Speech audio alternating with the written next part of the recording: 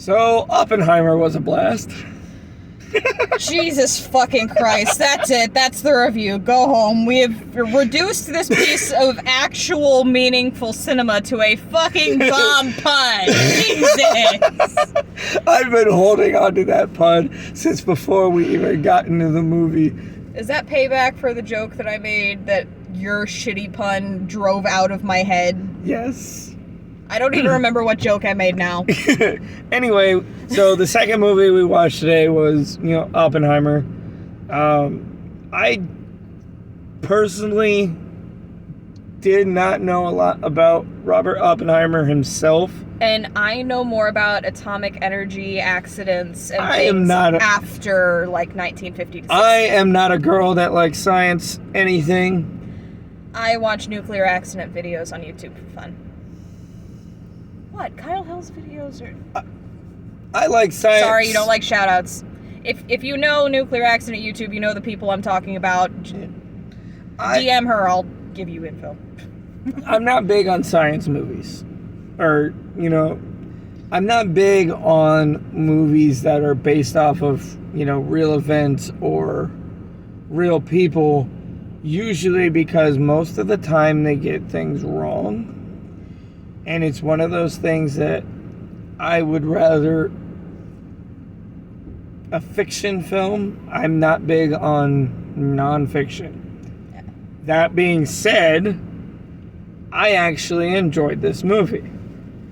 Minus the parts that my epilepsy made me have to look away from. Yeah, minor epilepsy warning. It's not a lot, but there are flashbulbs. So if you see cameras come out, be prepared to look down, look away, whatever you need to do to keep yourself safe. And explosions, which I should have expected. The little tests are fine, but when they're in the bunkers doing the big one, follow the countdown. As soon as they say 1, look down for a little bit. Go with someone who can nudge you when it's done flashing, because it will stay bright for a long time, but the flashing only lasts 20, 30 seconds? Maybe 15. It was less than a minute. So go with someone who can nudge you when it's done. Either way. So for those who don't know who Oppenheimer was, he is the man behind creating the atom bomb for America that was dropped on Hiroshima in the World War II. Yes. So. Oh yay! Hiccups during a video. I don't have a whole lot to say on this movie because. Honestly, it is a really heavy movie. Sorry, I'm doing stuff off screen. It was a really heavy movie. I'm a little fidgety. It goes into... First of all, it's a 3-hour movie. So, whatever you do, for the love of God, go to the bathroom before you sit down. Okay, well, let's go structure. I can talk about the structure. It hops back and forth a lot. I was also under the impression through most of the movie that a certain event happened before the others, and it turns out it was after. So unless you go in knowing the history of when he met who, not all of it's going to be clear. It doesn't do the thing where they put the dates in the bottom corner. Instead, the stuff that's in the future is actually in black and white. Yes, and anything present day is in black and white. Past going into how we got here, inside the frame story is all in color. I really like that framing device. Yeah. And even with going in not knowing context and where to place things, by the end it does all come together. So you don't leave uncertain. You just kind of go through the movie oh, when did that happen? Where are we? Which I think is kind of the point. I don't think this will hit as hard if you wait for it to go streaming or get DVD or whatever, because the explosion and he does have what looks to me, in my semi-educated opinion, like PTSD, flashbacks. It rumbles in your chest and it heightens the anxiety you're meant to be feeling. Go to a theater with a good sound system. Just trust me on that. But, so, basically, plot-wise, for those who don't know Oppenheimer, the movie just follows his life from when he starts, opening up his own school to teach. When he starts teaching at a university in, was it Berkeley? It was Berkeley. Yeah. So like I said, I don't know a lot about him outside of the movie. And I knew some, but very little in context. So basically, he studied astrophysics. He was an astrophysicist. Quantum physicist. Quantum. He was a physicist. He was a theoretical physicist focused on atoms. Yeah, kind of. Focused, I don't even know if he used the word atoms, but you know the physics that sprang up after Einstein when they were like, okay, that's great, but let's go a step further. That, I think even the terminology then was a little bit fuzzy while they were nailing it down, so it kind of is in character that we don't quite know what to call him. So, but basically he opens that up and then has the idea that they might be able to split an atom to create a bomb. And all of this is happening during... leading up to and during World War II. Yeah. So, a way for, America to win the war. And it does go into the moral scruples he had, and that a lot of people, even at the time, brought up about continuing even after Hitler killed himself and Germany was getting ready to surrender. Like, do we really still need to do this? And it does very much go on to the shift in American policy focus from fascism as the enemy to communism as the enemy. And here's where I say the movie is important. We are all taught, I know I was taught in American public schools, that the bombs were dropped to get Japan to surrender. You grow up and you learn a little more history and you go, they were already kind of about to, weren't they? Especially because the Soviet Union was already turning on them and they were looking at Russia and all of its forces and like, I don't know that I want to fuck with that. Yeah. And you start to wonder, was it really necessary? This movie goes into it. And it goes into the possible political... we'll keep it YouTube friendly. I won't state an opinion. I'll just say what the movie does. It goes into the possibility that people were more motivated by posturing for the Soviet Union and the inevitable upcoming Cold War than in actually ending the current war at hand. It goes into Oppenheimer getting railroaded post-World War II for his previous communist associations. He was never a card-carrying communist. He associated freely with them and from time to time did, what's the word I'm looking for? Work with loosely the party in the U.S. And his wife apparently was a former card-carrying communist. She had apparently renounced her membership somewhere in the late 1930s. Anyway, it goes into how there were political motivations for, like, throwing everything on Oppenheimer, throwing him under the bus. Well, if you have these moral scruples now about the H-bomb, where was this? Stuff. Yes. Oh my God. Okay, and I also have to take a moment to talk about how fucking good RDJ was in this. Which you didn't even know he was in the movie. I very specifically, I like to go into movies blind. I go into Marvel movies knowing what I'm expecting because she has to do all of the fan theory and all that. I barely even knew what was going on in Haunted Mansion. I saw a lot of it, but I never sought it out. I need to know things for the Marvels. I like to go into movies mostly blind. I want to know a vague premise, who's starring, like, main role, and then I want to figure out the rest as I go. I need to know at least the main plot. I don't even need to know that. Just give me a title and a premise and I'm good to go. But that's why I meant the premise. Yeah. Is the plot. But like RDJ was amazing in it. There's moments you're gonna want to punch him in the face, but I feel like that's a lot of his roles. I mean, how many times did you want to punch Stark in the face?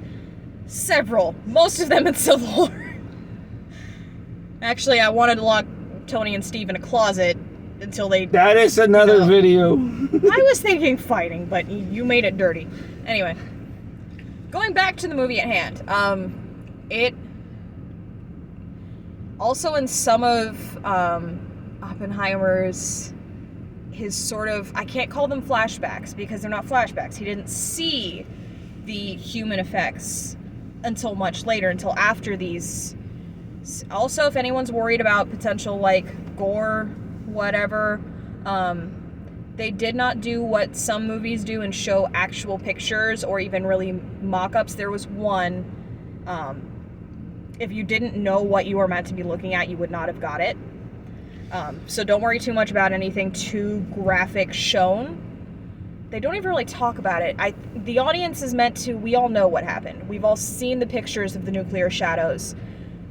A lot of us, especially if you're like me and you kind of morbidly enjoy learning about nuclear accidents and what can go wrong, you know what it can do to a body, and they kind of point you in that direction without throwing it on the screen. I was waiting for it because I thought it would make it hit harder, but now that I'm thinking about it, it hits harder if you have to go home and look it up yourself to see, well, what could be so bad? Oh my God. Like, it's... Okay, preface this with the fact that I haven't seen Schindler's List in about 15 years. I watched it when I was in 6th grade because my civics teacher, he had a copy and he literally sent permission slips home, like, anyone who wants to watch this, because I think it's very important. I'm not trying to yawn so much. It was a 3-hour movie. She's struggling.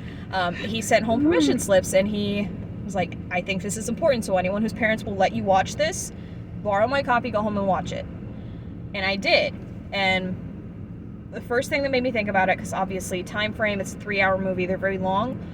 I think they are very similar in importance, even though they do tell very different stories, very different sides of the same overarching story that is World War II.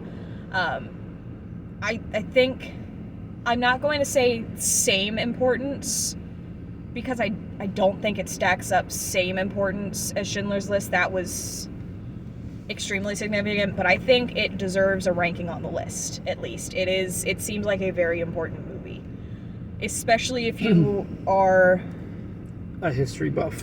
If you're a history buff, if you like science, if you're interested in the physics, if you're interested in the very terrifyingly real possibility of mutually assured destruction actually coming to fruition, if you have ever thought, how the fuck did anyone think this was a good idea?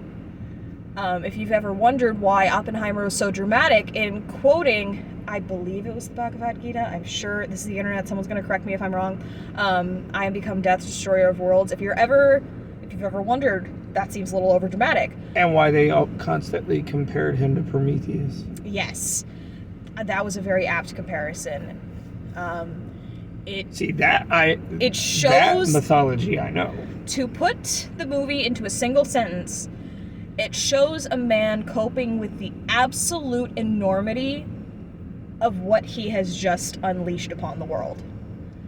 He clearly is dealing with the feeling of having opened Pandora's box and being unable to put any of the horrors back inside it.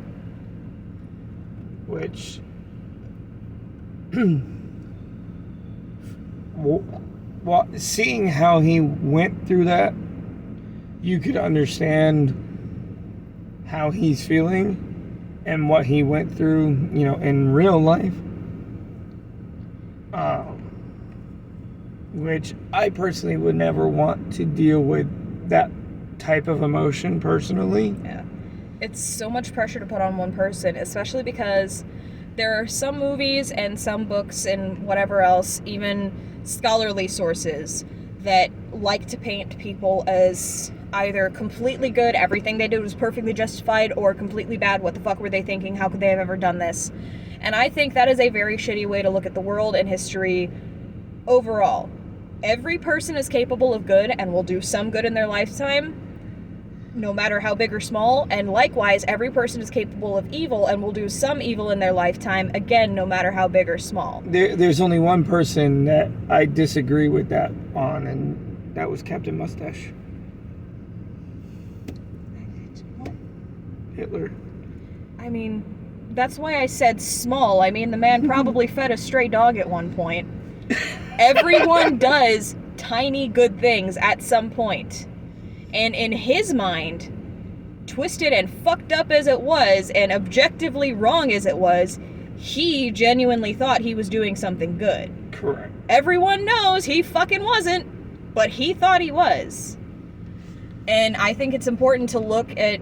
There's a phrase that I love. I wish I could remember where it was from. I don't even know if there's a proper attribution that exists for this quote, but every villain is the hero of their own story. And likewise, there is no single no one is completely good or bad, and people have tried to put Oppenheimer on both sides of this fence. He is the devil, he created nuclear apocalypse. He is an angel, he saved us from World War II. This shows... Using another quote, in relating to, superhero stuff, Christopher Nolan, you either survive as the hero or end up being the villain. You either die a hero or live long enough to see yourself become the villain. Mm-hmm. Kind of, yeah. That's literally what happened to Oppenheimer himself. Because, to give a personal opinion, I do not believe there is not a single human being on this earth that I think should be entrusted with the power to, in nanoseconds, destroy several thousand to several million people. No one needs that kind of power. So, looking at simply that, Oppenheimer done fucked up. I don't think that should exist. However, it does go into, he did it to stop the Nazis. He was a Jewish man looking at his people being rounded up and all of the atrocities committed in the camps. And he was looking at that going, I will stop this no matter what it takes. So you have to look at that and go, he had a real damn good reason though. Like, he thought that was the only way to do it. So you can see why he did it. Even if you think, looking back on it, hindsight is 20/20.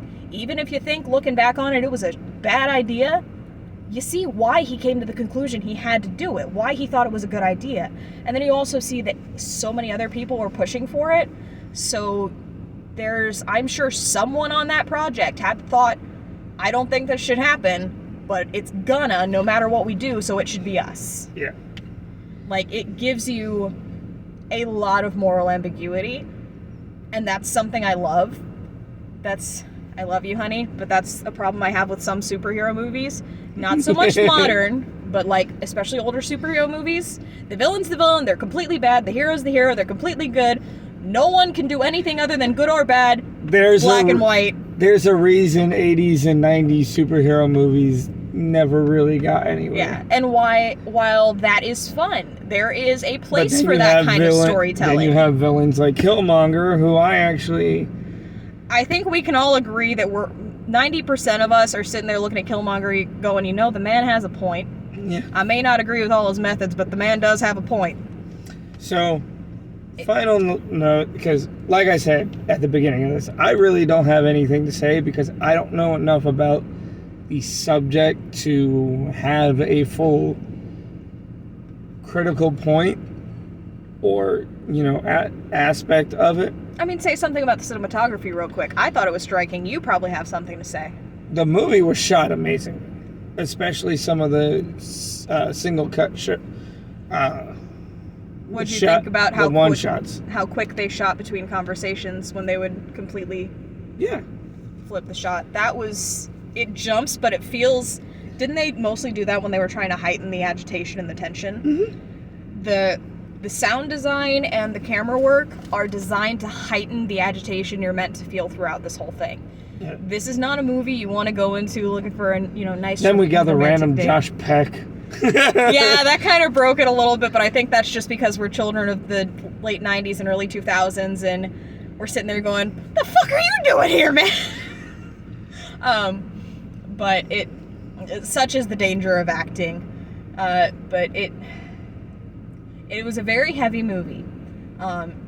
Probably don't go into it emotionally compromised.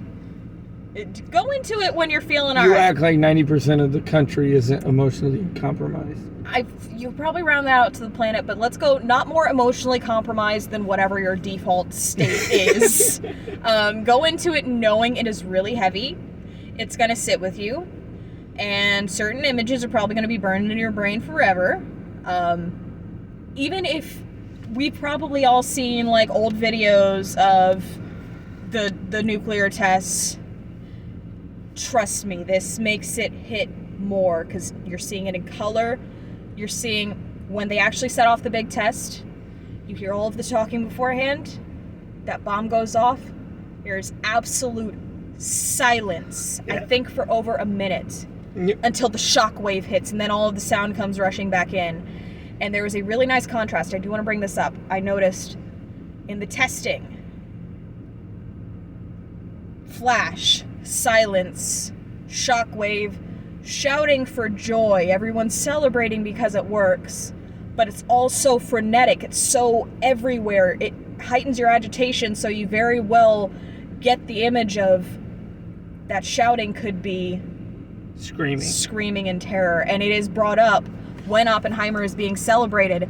The shouts of the people around him. He sees, there's some shots in the crowd, you see women crying, you see people. That is, correct me if I saw wrong, but there is a moment when he's having that moment, and it's preceded by the same silence in his head. You don't hear any of the background noises. He's giving his speech, none of the cheering, until it all hits at once. He looks down and you see a dead body. Looks like just a completely charred piece of meat that he puts his foot through. And if you've seen the actual pictures or seen what a charred dead body looks like, which if you've been on my corners of the internet, you probably have, it looked to me like it was child-sized. Yep. Which is when he was really getting the enormity of what he'd done. And that was the moment that confirmed what they had been trying to do with that flash silence noise with the explosion, was to make that parallel. Because as soon as that happens, he looks over and sees people celebrating. There's one single person crying. He sees other people, making out behind the bleachers. He sees two, what could be parents, consoling each other. And you don't know if it's real or in his head, but he's seeing what he's done. And I'm sure the real movie, Oppenheimer, before he passed, I'm sure he dealt with this as well. He absolutely must have wrestled with that for the rest of his life, and I don't know how many of the others on the Manhattan Project probably did as well. And Einstein is in the movie several times. He was asked to join the Manhattan Project. And he turned it down multiple times. I don't know if the movie brought it up. It did. Okay. It was very quick then, because I didn't catch it. But he refused. And I think part of the point of putting him in this movie, I keep gesturing my hand that's off screen. Part of the point of putting him in this movie was to contrast. Einstein got to go to his grave knowing he had nothing to do with that. He gave the theory, yes, but he never participated in the testing. Other people took his work and did something he did not agree with. He didn't have to live with the guilt of what happened in Hiroshima and Nagasaki. Oppenheimer did. The men who were there on test day did. Some of them probably never felt guilt in their lives. And there is a very strong contrast shown between, I don't know if this was intentional or me and my political worldview coloring it. But it seemed to me like most of the men showing hesitation at the celebration were the scientists. And the soldiers were straightforward, head on, let's go, let's do this. The people, and that's one of the things I've learned growing up. If you are a soldier, your mindset is take down anybody, it doesn't matter. But those who are not military tend to care more. And obviously about the people around them. There is exceptions on both sides. There are empathetic soldiers, there are non-caring scientists. Looking at you, Werner von Braun. Yeah, we know your intention wasn't to kill people. You still worked for Hitler. Bruh. So, obviously, there's always exceptions on both sides. Nuance. Love it. More people need to fucking learn nuance. But it was definitely, it seemed to me the movie was setting up a contrast of there are certain things that military cannot do alone and science cannot do alone, but they have to listen to each other. If the scientists who made the thing are telling you, maybe not the best idea, maybe let's pretend we never did this and go wrestle with the guilt over a bottle of gin, maybe take that into consideration before you nuke over 100,000 people who ended up dying once you count in radiation poisoning. So, yeah, very, very heavy movie. Very, very heavy subject. I didn't go into this expecting any less, and it still punched me in the gut. Harder than I was anticipating. So, go in with a warning, but if you can in any way handle it, see it. Even if that means waiting for it to come out streaming or DVD or whatever, if you think you're going to need breaks, do it. Just go, okay, I'm gonna watch 30 minutes at a time, pause it, go fucking play Animal Crossing or something, get my mind on something happier. But I think a lot of people need to see this. Not only is it a really good movie, like it's perfectly executed, it's excellently done. It's Nolan. I didn't expect anything yeah, less. he's great. It's a very important story and an important thing to think about. And it all comes down to nuance. Yes, World War II ended. That was good. It needed to stop. Was that really what we were trying to do? And even if it was it worth it? Was there another way? Is one of the main questions that's posed without being posed. And it doesn't offer an answer. It does not tell you, yes, this was a bad thing, we never should have done it, or yes, this was a great thing, it absolutely needed to happen. It makes you think. It makes you think about it and leads you to come to the conclusion. Even if your conclusion is, I want nothing to do with that decision-making process because I don't know the answer to that. That in itself is a conclusion that is valid to come to. One of my favorite things I love to say, it is okay to say you don't have an opinion on something, to look at something and say, I don't have enough information to make an informed choice, so I'm gonna... Like, why I've kind of let you just rant on, because Yeah. I honestly don't have anything to say. Like, it's okay to not don't have an enough opinion. of opinion on this movie. It's okay to not have an opinion. It's okay to not have an answer. And sometimes it's important. Sometimes it's important to sit there and say, I don't know enough about this to offer anything, so I'm going to listen to the people who do know. And it's equally important to go, I actually do know a lot about this, so I do have an opinion. And this is what I think. Like I've been saying this whole time, nuance and ambiguity is the main message of this, at least that I got. I'm sure a lot of people will take a lot of different things from this. There's probably, on YouTube right now, another review taking complete opposite tack of everything I've said. I'm sure. It's the internet. Like, there's a million and one other opinions. But it's... see the movie. Just see the movie, come to your own conclusion. I give it a 9 out of 10, to be honest. 9.5 out of 10. It loses half a point for not having an intermission for me to sit there and wrestle with the moral conundrums that it offers. But I think that's also part of the point. But yeah, go see it. Just go see it. If you think you can handle it, go see it. Thank you for watching.